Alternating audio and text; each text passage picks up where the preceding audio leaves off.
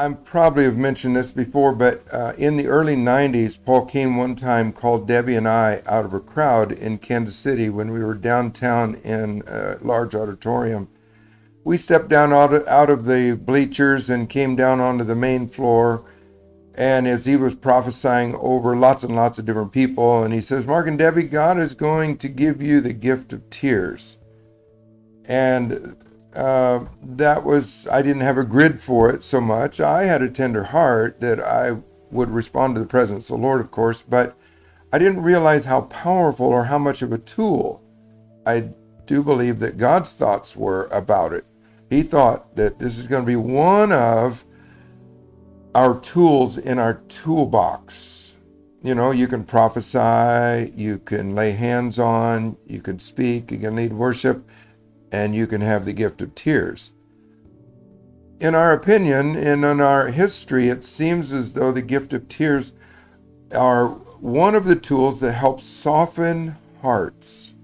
If I could explain it like this, I've tried to explain it best I can over the years, is that most people have a defense mechanism that is easily accessible, easily utilized when somebody gets in their face, gets too loud, wants to get in their pocket, offends them, whatever. And that defense mechanism instantly goes, whoop, get away, stay out, get in your own, you're in my space, get back.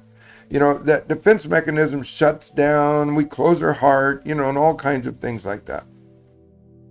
But most people, I don't think, have a defense mechanism for the God kind of tears, especially if the person can continue to minister or impart with or through tears. And in our experience, that has been a major opener of people's hearts. I'm thinking we went to Korea maybe 10, 12 years ago with a husband and wife, and they'd set up some meetings. And we were in a fairly large meeting, several hundred people, maybe 400 or 500 people. And fortunately, my translator, who was the lady we were traveling with, was also of a tender heart. And her and we began to just flow together. And pretty soon, we just fell over into a big bucket of tears and tender heart.